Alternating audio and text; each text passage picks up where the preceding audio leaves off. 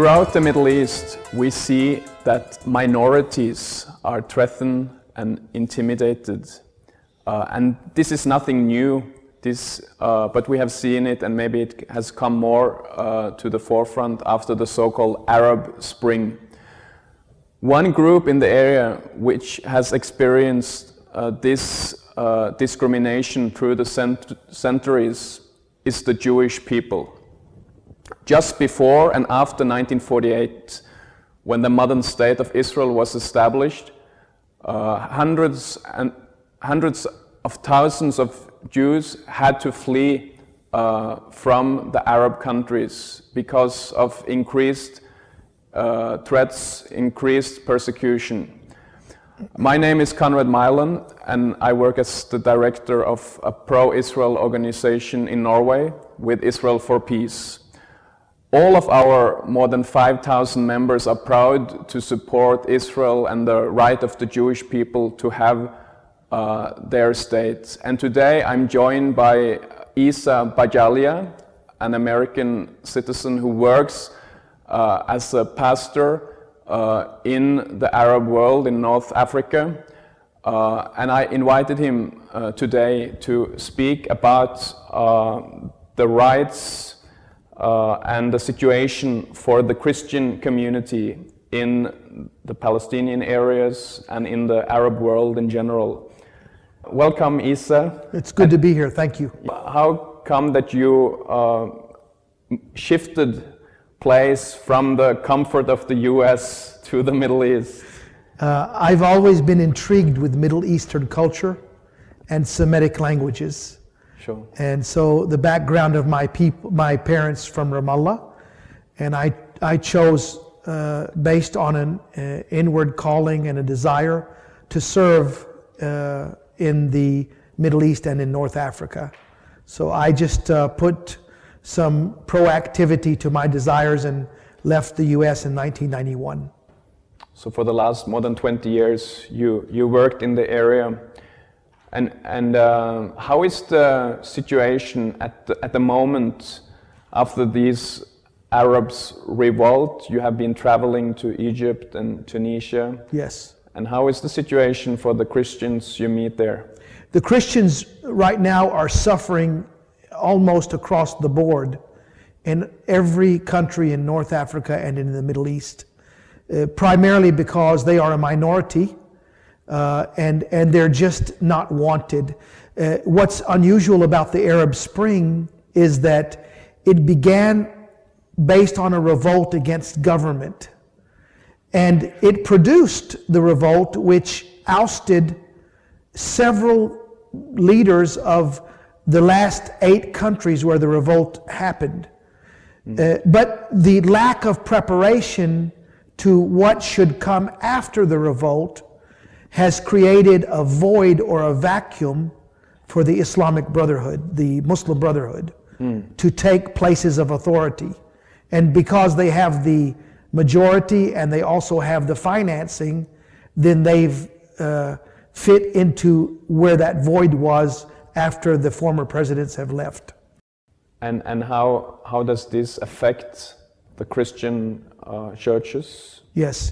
For the past over 13 months, almost every 3 weeks or almost every month in Egypt, a church is attacked. Either by burning. I went to the church in Alexandria where the church was actually bombed on New Year's Eve. Many families lost loved ones. And it was purely based on the Salafa, which is the Muslim Brotherhood in Egypt, who placed this bomb based on hatred for the Christian community, nothing else. How do you know that? I know that because Mr. Habib, who is the Minister of Interior in Egypt, is in prison today and has admitted to the involvement of the placing of that bomb. I've been there and I've seen the racist and prejudiced activity from the Muslims towards the Christians, just on an experiential level, not just on a hearing level. Egypt is the only church, the church in Cairo is the only church I've been to where you have to go through a metal detector and checked by security to make sure you don't have a weapon just to go to church.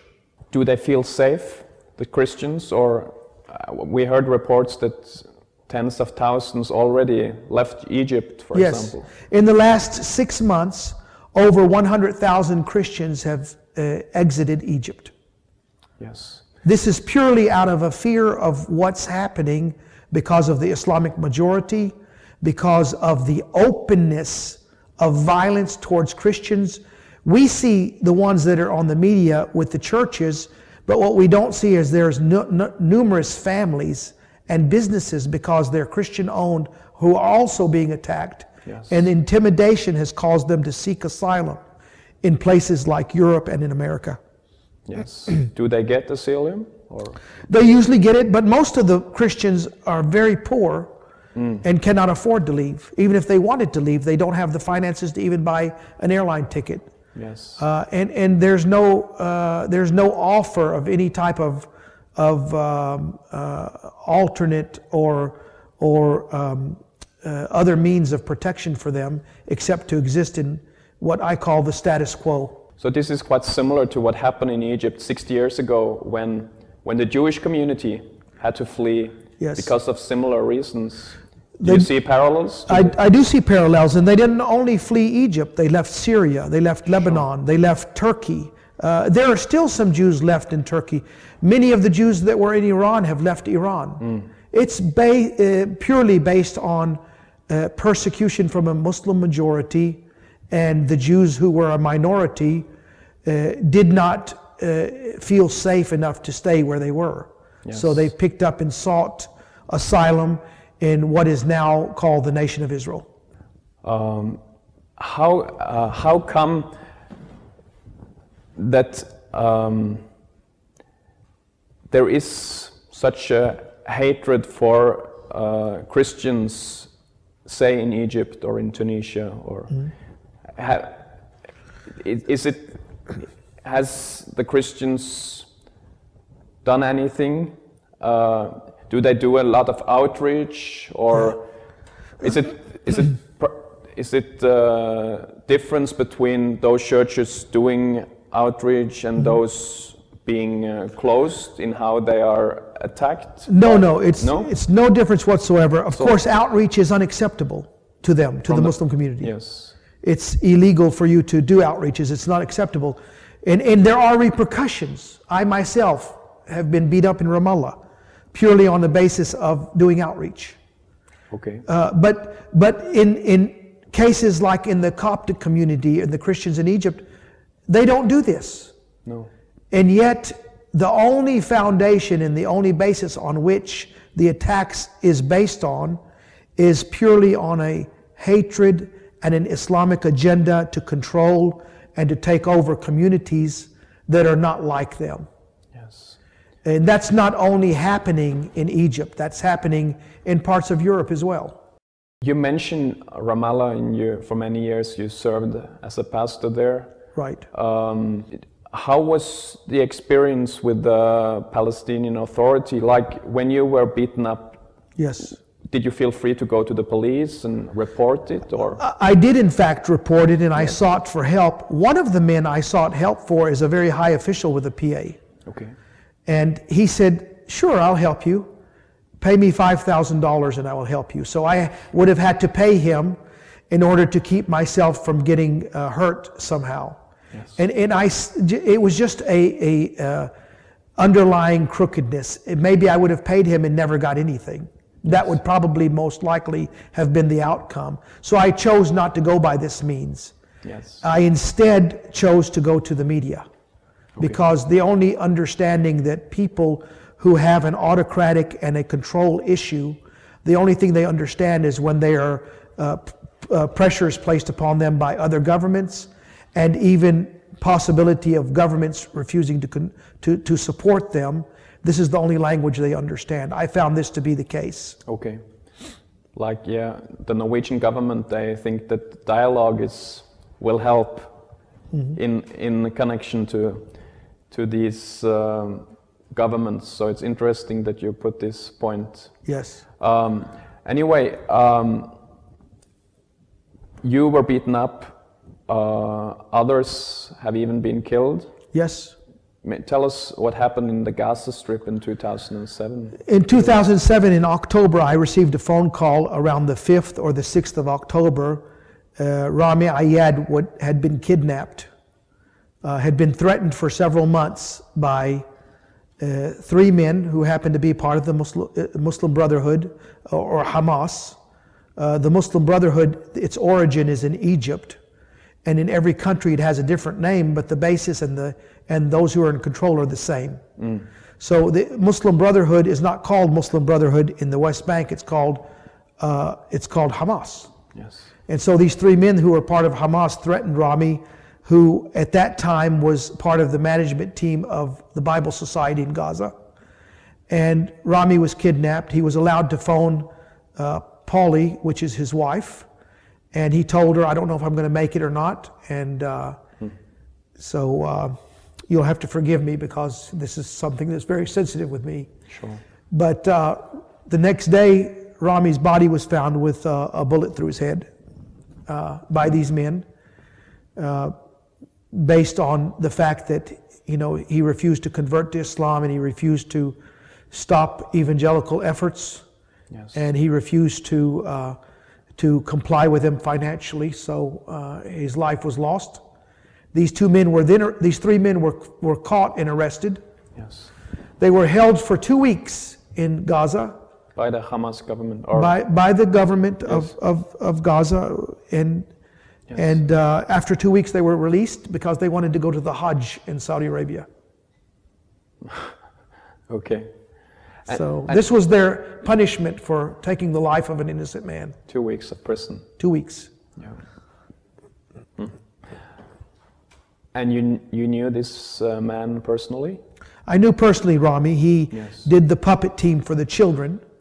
And I was, there's a Christian school in Gaza who, the leader of it is a friend of mine. I helped him. I would visit him in Gaza, and Rami would come and do the puppet shows for the children in several of the schools. And this was his form of showing compassion and care and making the children laugh. Yes. In an otherwise situation that wasn't so much fun for the kids growing up. But then I read reports that after this all happened, the leadership of his church was told that it's not safe for you to stay in the Gaza-strip. Is that true? That it's true. In the they had to move away instead of persecute or put into prison those who did it. Yes. They advised the Christian leaders of that church to actually move away from the Gaza-strip. Right, and that's the whole agenda, is to try to alleviate or eliminate the Christian presence. Because that's what a Muslim majority wants, is it doesn't want the presence of anything except Muslim. And so the pastor of the church left, and I think he's in the States presently or in Europe. Many of the Christians have been moved to Bethlehem. They are still in the West Bank. They're not allowed to live in Israel because of their identities. And so they've been placed in Bethlehem, where there is at least a little bit more liberty than there is, and a little bit less threat maybe than there is in Gaza. And Paulie also is living in Bethlehem with her mother and her children. Rami was killed in October, and in February of the next year, his 3rd child was born, which he did not get to see. Yes.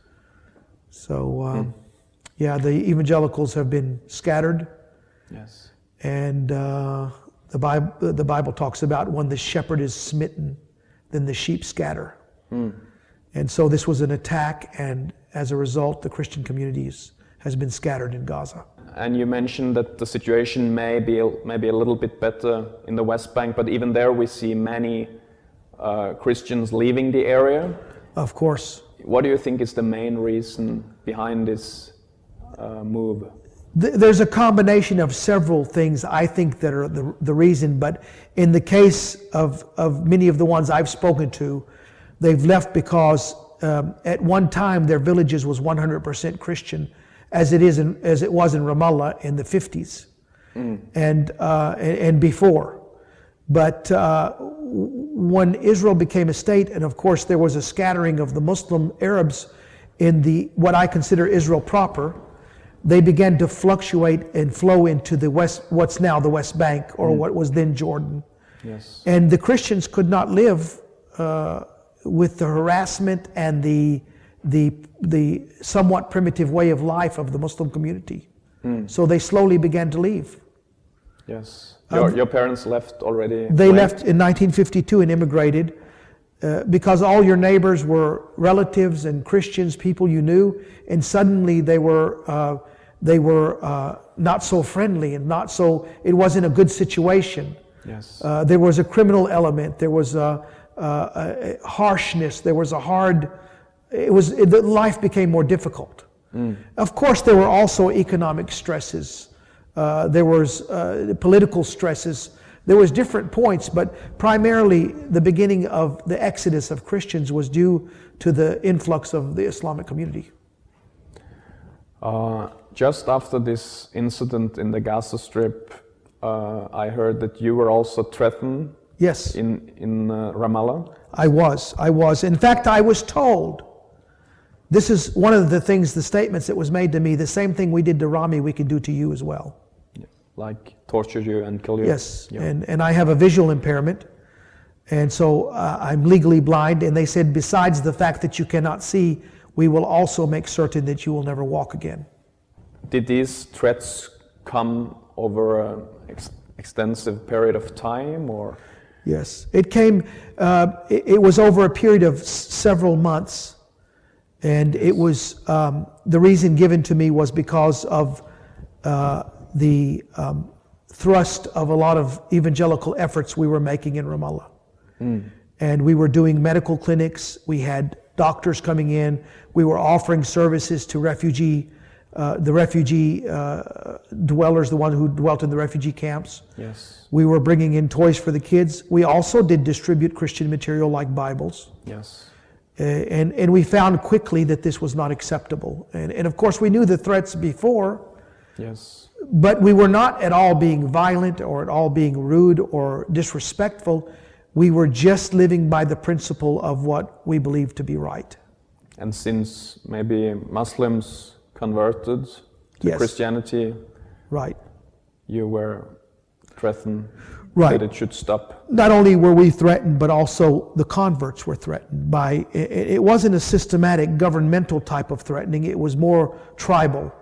It was more family oriented. But unfortunately, many of the people who did the threatening were also members of the Palestinian Authority. Yes. Or their policemen. So it gave the appearance that it was a governmental threat. It was never that. It was always tribal. Always, in 100% of the cases. A man would get saved or a woman would get saved that is a Muslim. Their families would suddenly find out, or they would find Bibles in their room or something, or tracts, and then they would begin to persecute that person and give them an opportunity to return to Islam, or else they would beat them or kill them, or somehow make their lives difficult. You mentioned that if this man who was killed in the Gaza-strip would only have complied with their financial demands, then maybe they would have let him live. Right. And has it been a tradition in Muslims communities that minorities, Christians and Jews, have had to pay extra taxes or? Yes. It's part of the principle of Islam. It's in the teachings of the Quran and the Hadith. Yes. That you have an option of either paying or converting, or losing your life, one of the three. Yes. And so this has always been a principle that whatever the part of control that makes it so unique is that control also gives them the control over your life in many ways. Yes. As long as you're the minority, then whatever is requested of them or required of them, you have to comply with, or else your life is made very difficult. Yes. And this could be the giving them of money. This could be releasing to them property It could be a number of things. But in every case, the end is that you lose and they win. But is this done regularly, like say by the Palestinian Authority? Or is it done more in an informal way? It's done more in an informal way. It's not a systematic rule of the government. It's always been tribal, and it's always been families who have found out that somebody in their family has converted. Then they become more Islamic in their ways. Yes. They began to take out repercussions on that family member who converted and the person who led them to the Lord. So in the ideology of Islam, to be murtad or to convert is it's almost a death sentence in many ways, and in the end, if compliance is not made, then it does become a death sentence. You think that Muslims will bring this teaching and tradition wherever, even if they settle in Europe or in the US or? Oh, it's already happened. It's already happened. When I was here in 2008, a Pakistani man here in Norway murdered his wife. He was here as an asylum seeker. His wife converted to Christianity. He murdered her here in Norway. I forget the name of the city. And then he got on an airplane and went back to Pakistan. It's happened in America. It's happened in Europe. And it will continue to happen as the Muslim community grows in these nations. They don't turn loose of their ideas because they've left their country, in many cases. In a better source for us to ask is to ask a Muslim who's converted to Christianity. I know many. If you ask them, almost inevitably in most cases, they will tell you the reason I converted to Christianity is because I did not like the control over my life in Islam, and I never knew what love was. When I came to Christianity, what brought me is finding out that people really do care and people really do love. What is your daily work now when you live at the moment in Egypt and you've been traveling to Tunisia? You visit different churches? Right, I do, and I also am part of a church planting project where when there's a small Christian community in an area, we go in and not only do we teach them or minister the gospel, but we try to help them in building their own church. Do you have to do this in a secret way, or say in Tunisia? How is it? Yeah. Can you like announce that there will be an evangelical meeting? No, not in Tunisia. Tunisia has 12 million people. Some conservative figures reveal only 500 to 3,000 Christians amongst 12 million. So the work in Tunisia has to stay quite underground. Yes. And even in Egypt, although there is a great number of Christians, a lot of evangelicals in Egypt, still even there, we don't do things so openly. We try to make sure that we're not there to make a scene. We're there to bring hope to a hopeless situation. Yes. But have you seen any change from, say, 2010 till 2012 after the so-called Arab Spring? Has it become more freedom? I've seen two things that have happened. In light of the Arab Spring, there's been more persecution against Christians. But in some cases, I've seen more growth as well. And I'm not saying the growth is a result of the Arab Spring, but I'm saying that Christians who are Christians have become bolder in praying more. They've become bolder in sharing their faith. But at the same time, there's been many more Christians that have been killed, have been martyred. There's been many more Christians that have been attacked as well. So if I can offer those two answers, then the two answers are this, that as a result of the Arab Spring, there's been much more persecution, and there's been also some growth among the Christian community. How is the Christian community in Israel? Is it growing? It's growing in number. In 1977, the numbers were 40 Messianic believers. Today there's approximately 18,000. As far as I know, this is the number I hear. No one knows for sure exactly. I've heard 15, I've heard 18. So there is growth. Definitely there's growth. There is persecution, but there's growth. So the persecution in Israel is mostly from ultra-Orthodox Jews? In the Jewish community, the persecution is primarily from the ultra-Orthodox, from the Yad Lachim. There is a big debate in Norway whether Palestinian Christians leave the area because of the Israeli occupation, right, or threats from Muslims and right, or other reasons. What is your... I will tell you this, that so many have left because they cannot exist among the Muslims. I'm talking about the Christians. The exodus of over 100,000 Christians from Egypt over the last 4 or 5 months, 6 months, has been specifically and primarily because of the persecution from the Muslims. Not because of Israel. Now, it has nothing to do with Israel. Now, I do know that in many cases, economics has played a role. Sure. In many cases, the checkpoints has played a role. But the primary reasons is to get away from the Islamic influence. Thank you for the interview.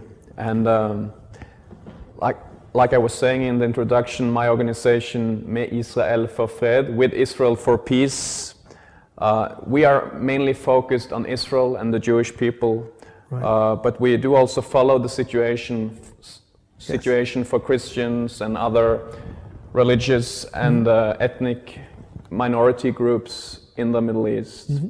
And we do hope that one day peace will come to the area. Yes, me too. And we do hope that this peace will be with still an Israel existing. We are happy that you could join us and give us more information about Christian situations in the Middle East. It's an honor for me to be here, and I also am a strong supporter of Israel. Thank you. Thank you.